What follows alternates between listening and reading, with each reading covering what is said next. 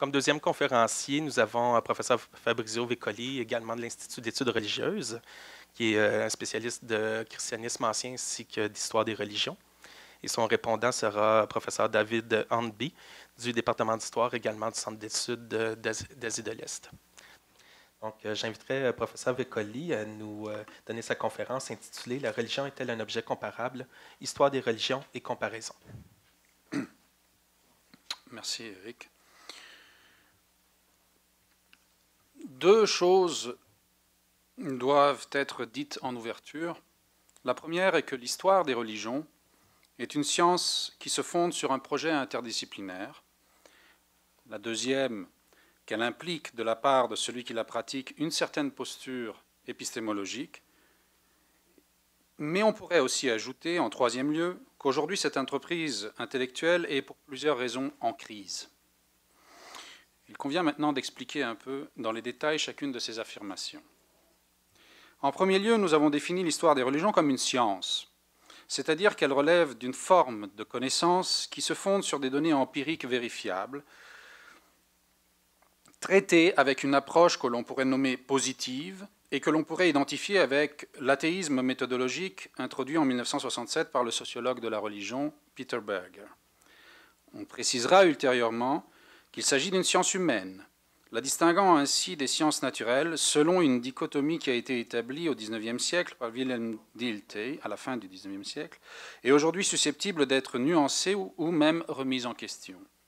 En effet, plusieurs approches contemporaines, dont je me limiterai à mentionner celles, par exemple, cognitives ou celles liées aux théories de la complexité, tendent à effacer les frontières entre nature et culture, notamment en référence à l'objet religion. Toutefois, la distinction de Dilthey conserve encore à ce jour une quelque pertinence, en ce qu'elle identifie l'indétermination, et donc le mystère, d'une nature humaine caractérisée par l'intentionnalité. De plus, l'histoire de religion s'inscrit dans un projet interdisciplinaire. Certes, elle est avant tout une histoire.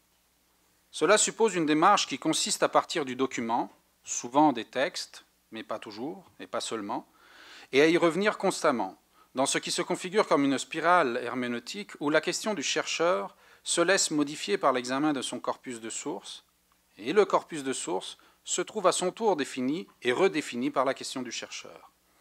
En ce sens, elle est donc philologique. Cependant, une démarche historienne n'est pas seulement cela. Elle implique également un souci de vérification quant à la fiabilité des documents et à la précision des données qu'ils transmettent. En un mot, l'histoire se pose encore le problème de la vérité. Une notion que la déconstruction a presque réussi à bannir des sciences humaines. Ce qui a d'ailleurs eu un impact important sur le rôle de l'histoire, notamment dans le monde anglo-saxon. En effet, en cette époque postmoderne, le constructivisme prêche que la vérité ne se découvre plus, mais elle s'invente, quand elle ne se construit pas socialement. Chacun élabore donc la sienne, ce qui qualifie tout résultat d'enquête comme un produit dérivé de la posture herméneutique de l'observateur. Cette équivalence finit par légitimer tout discours, pour autant qu'il confesse sa nature subjective et qu'il se révèle un instrument de réflexion utile et éthiquement acceptable.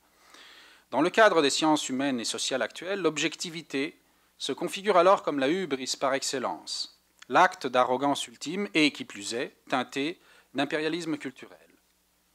Or, s'il est vrai, ainsi que l'affirme la linguistique structurale, que les concepts se comprennent en couples d'opposés, il en découle paradoxalement qu'avec la délégitimation de la certitude positive tombe également la notion du doute. Fardeau de celui qui assume la lourde responsabilité de dire la vérité, le doute est aussi ce qui rend cette vérité provisoire et toujours susceptible d'être réajustée et corrigée. De plus, si l'effort du savant aboutit à un résultat qui n'est que la projection de sa configuration herméneutique et n'entretient donc plus aucun lien avec la vérité d'un réel extérieur à sa subjectivité, sa relation avec les études passées subit une inévitable rupture. Du moment qu'au net de la subjectivité interprétative, il ne reste rien en termes d'acquis objectifs, la pertinence des auteurs du passé s'en trouve sérieusement diminuée. L'histoire comme discipline a donc subi un effet de corrosion qui a remis en question sa prétention à reconstituer avec une quelconque fiabilité le passé. Elle est devenue, dans l'opinion de certains, un récit qui révèle plutôt de la fiction ou de la projection de l'historien lui-même sur un passé qui est en fait irrémédiablement perdu. Son œuvre peut être le produit d'un jeu intellectuel abstrait, comme semble l'affirmer Jonathan Z. Smith, d'un conditionnement rhétorique inconscient, comme le montre Hayden White, d'une dynamique de pouvoir qui conditionne la dissibilité des choses, ainsi que le suppose Michel Foucault. En tout état de cause, la discipline historique se limiterait à interpréter et ne pourrait donc prétendre restituer le réel. Elle serait mémoire subjective plutôt que reconstitution objective. Vous voyez, c'est que l'histoire éprouve une difficulté fondamentale à s'adapter à ce nouveau cadre de référence. Et cette difficulté est liée à sa propre nature. Elle ne peut adopter une perspective émique, sinon dans certaines limites, car la mise en intrigue des données recueillies dans la documentation défrichée s'articule en un enchaînement causal qui produit un récit, et contraint donc à une explication, et je le dis au sens de l'Erklären, et non pas seulement à une compréhension au sens de Verstehen des événements.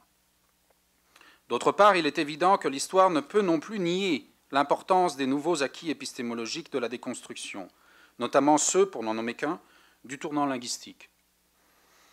Toutefois, sans sa vocation à découvrir une vérité fondée dans un réel indépendant de l'observateur, elle risque d'être reléguée à une forme de savoir documentaire, encyclopédique, qui maintient sans doute un charme folklorique, mais ne dit rien de substantiel. J'exagère un peu le ton, évidemment, mais c'est pour mettre en exergue les problèmes auxquels fait face la discipline dans laquelle j'ai été formé. Problèmes qui deviennent d'autant plus pressants que l'histoire des religions se situe à l'intersection entre l'histoire au sens propre et les sciences sociales. Cette position, ainsi que le caractère délicat de l'objet d'étude, ont fait exploser les questions théoriques. Cette discipline en fait les frais.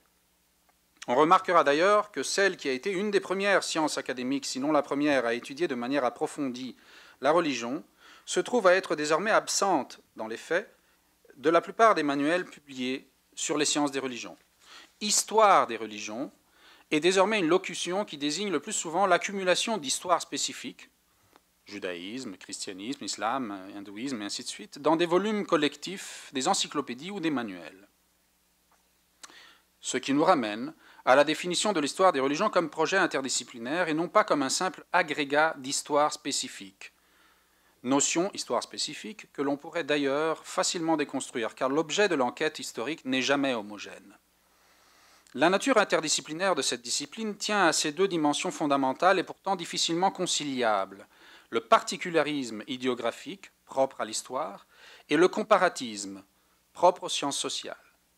Tout d'abord, l'histoire des religions aborde l'explication du phénomène religieux à partir de l'angle du particularisme historique.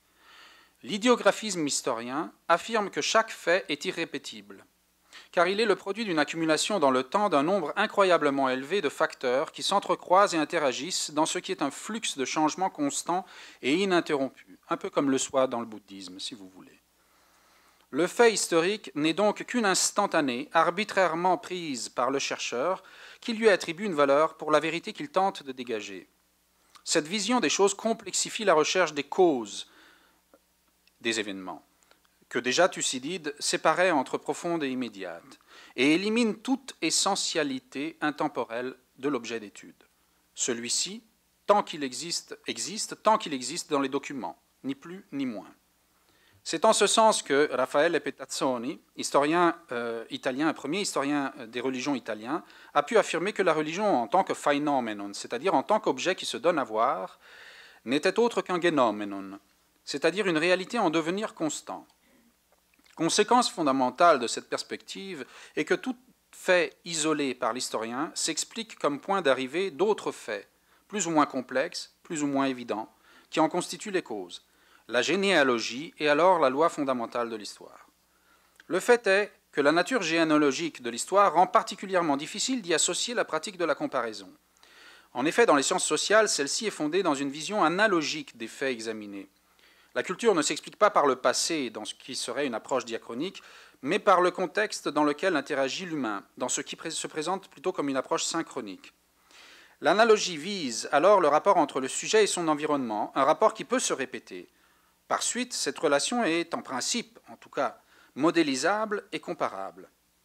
Nous revenons ici à la différence établie par Windelband entre idiographisme et nomothétisme. La comparaison est traditionnellement associée au deuxième, car elle sert à dégager des recurrences et potentiellement des paradigmes. C'est pourquoi l'historien ne compare pas, en tout cas pas pour élaborer des modèles de fonctionnement de l'humain. C'est aussi pour cette raison que l'historien n'est pas prophète. La conscience aiguë qu'il a de la spécificité de chaque contexte et de chaque suite d'événements lui interdit d'exploiter d'éventuelles similarités avec le passé pour en retirer une prévision quant à l'avenir. C'est que ces similarités lui apparaissent en fait superficielles et trompeuses. Et pourtant, les historiens des religions, en cela différents des autres historiens, pratiquent la comparaison. Dans certains cas, il est sans doute possible d'affirmer que cette pratique est contradictoire. Elle montre en fait que l'histoire n'est pas le véritable champ disciplinaire du chercheur. Par exemple, il est légitime de se demander si celui qui pour certains demeure le plus grand parmi les historiens des religions, à savoir Mircea Eliade, en était réellement un. Si derrière le voile de l'histoire humaine se cache, comme il le prêchait, la réalité ontologique du sacré, entendue comme entité intemporelle, la religion n'est donc plus un objet humain en devenir, déterminé par une causalité de type généalogique. La causalité serait alors plutôt à rechercher dans la hiérophanie, manifestation dans le monde du principe transcendant qui constitue le dénominateur commun de toutes les religions, selon Mircea Eliade.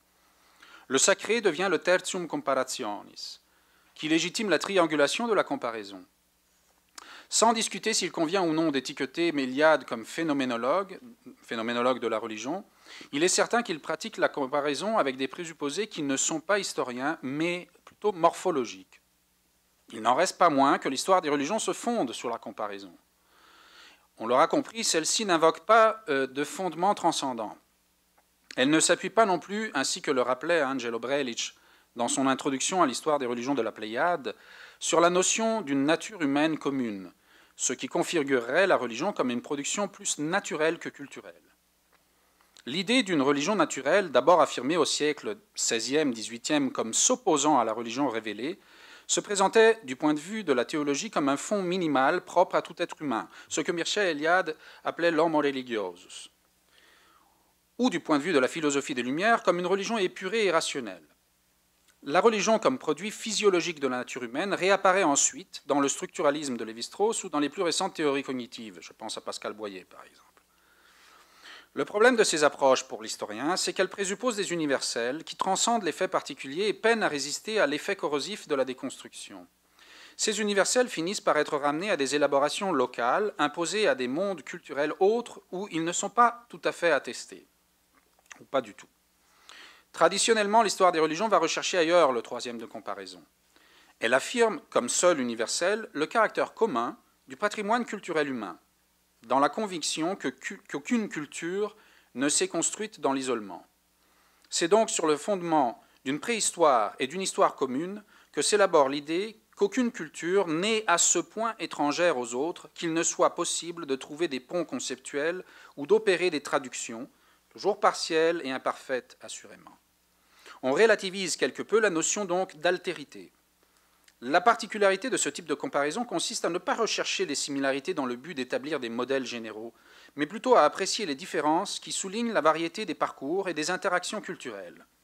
Celle des historiens de la religion est donc une comparaison différentielle, ainsi qu'elle a été nommée.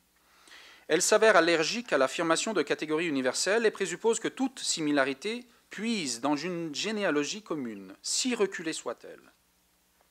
Le diffusionnisme culturel est le fondement de ce type de comparaison, et toute ressemblance s'expliquerait par le biais d'emprunts culturels. Dans l'éventualité où ces contacts ne soient pas documentés, l'historien se trouve alors à devoir décider dans l'alternative. Soit il les présuppose, si les contextes de référence sont raisonnablement proches, soit il considère la ressemblance comme trompeuse, là où les contacts demeurent difficilement pensables.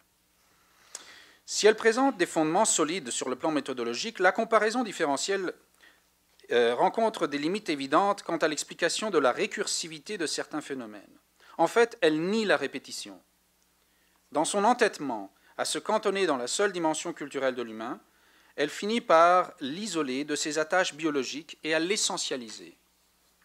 La différenciation entre culture et nature, concept qui est d'ailleurs un produit culturel lui-même, est efficace et commode dans un certain cadre de référence, mais elle ne constitue pas une dichotomie réelle.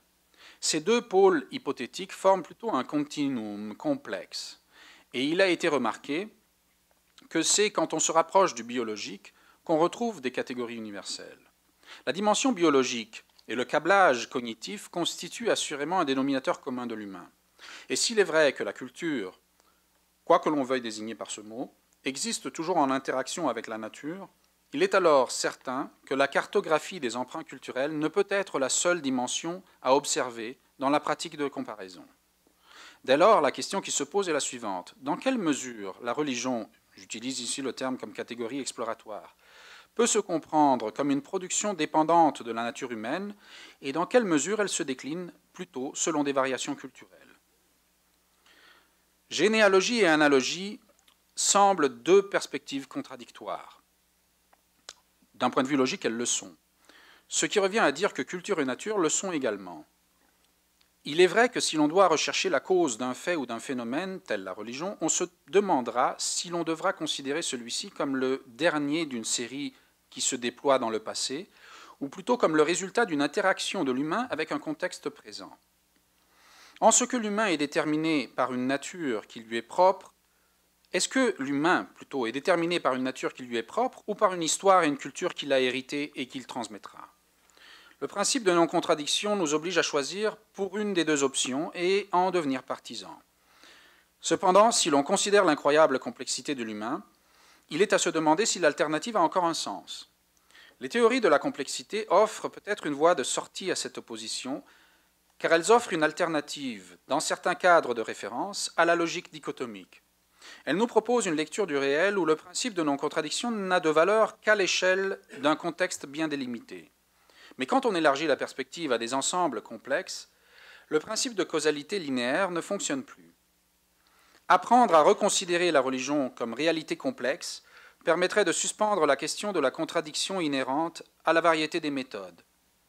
L'historien des religions se trouverait alors à pouvoir maintenir la perspective idiographique propre à l'histoire dans un cadre de référence délimité, tout en s'ouvrant à une comparaison analogique fondée sur des catégories plus larges et sur un principe de causalité différent. Une ressemblance qui, à l'échelle d'une histoire entendue au sens de l'idiographie serait trompeuse, pourrait être réaffirmée comme telle, c'est-à-dire une ressemblance et donc une récursivité, à l'échelle d'une nature humaine observée sous l'angle de l'analogie. Deux vérités opposées s'en dégageraient, mais elles seraient à comprendre sur des niveaux différents, susceptibles de s'éclairer mutuellement. Merci.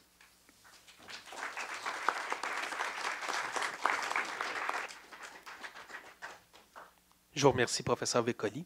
Donc, j'inviterai professeur Hornby à prendre la parole. Merci beaucoup. Je dois avouer qu'en tant que simple historien, j'ai un peu l'impression d'être un poisson hors de l'eau.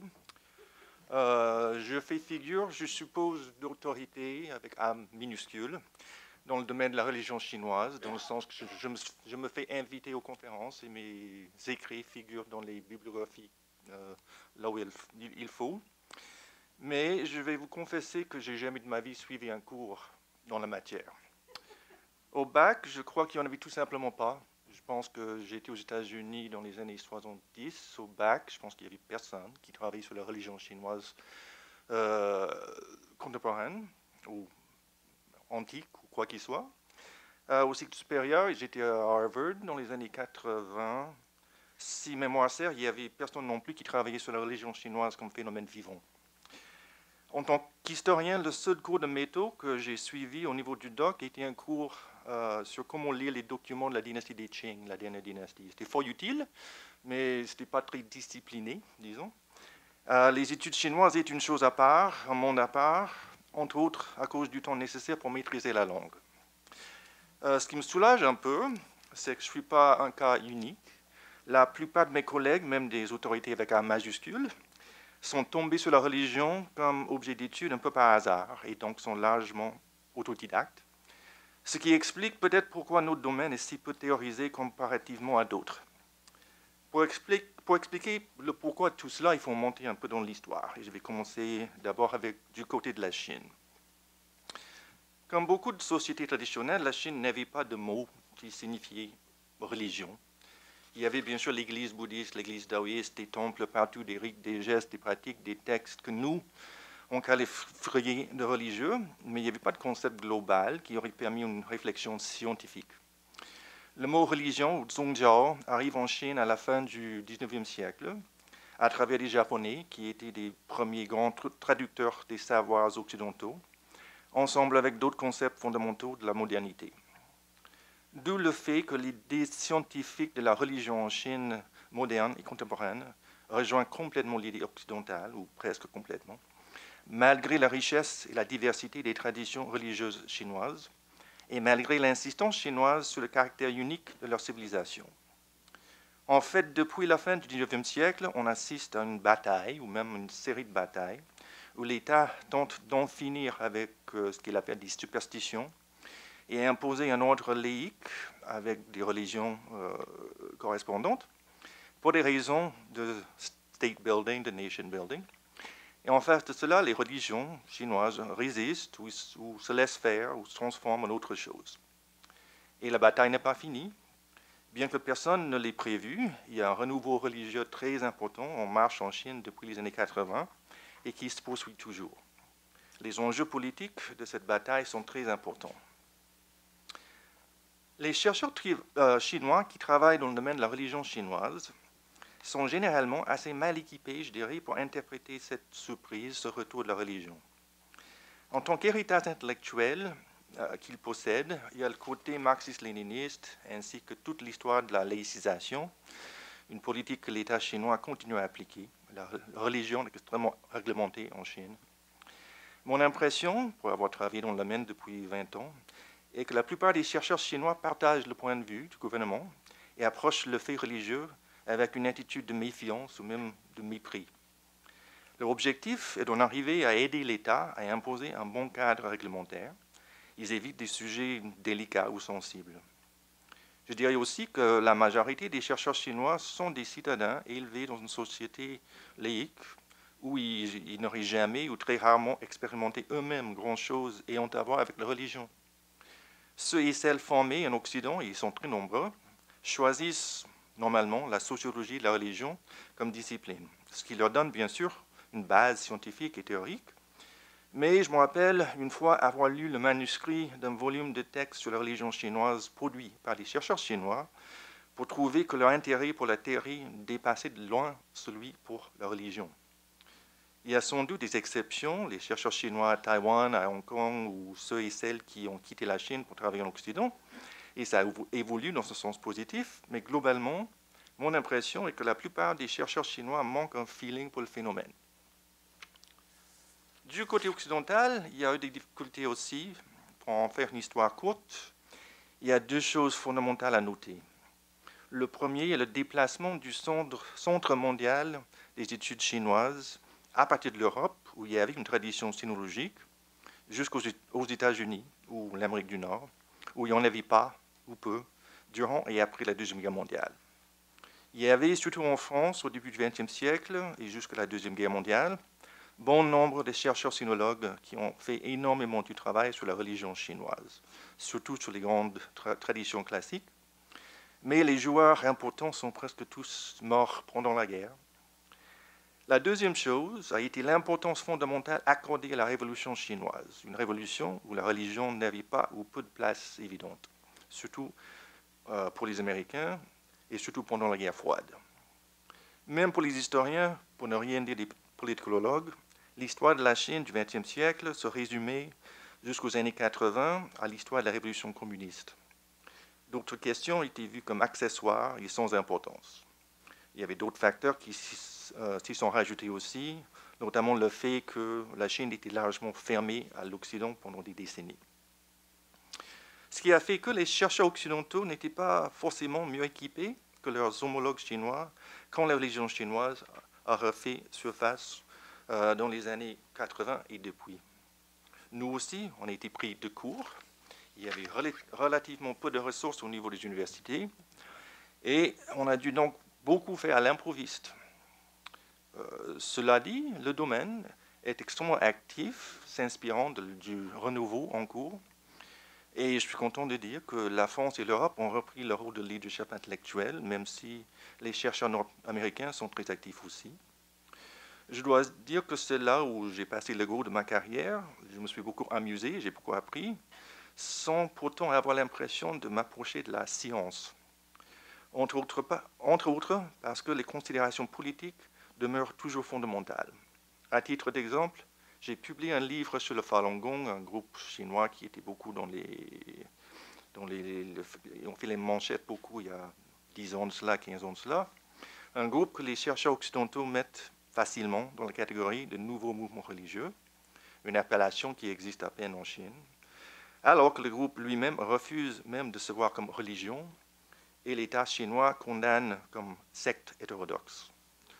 Ce qui n'a rien enlevé de l'intérêt du sujet, mais qui illustre quand même le flou qui entoure tout ce qui touche à la religion chinoise, ce qui veut dire qu'on est toujours loin de la sérénité nécessaire pour parler de la science. Merci beaucoup.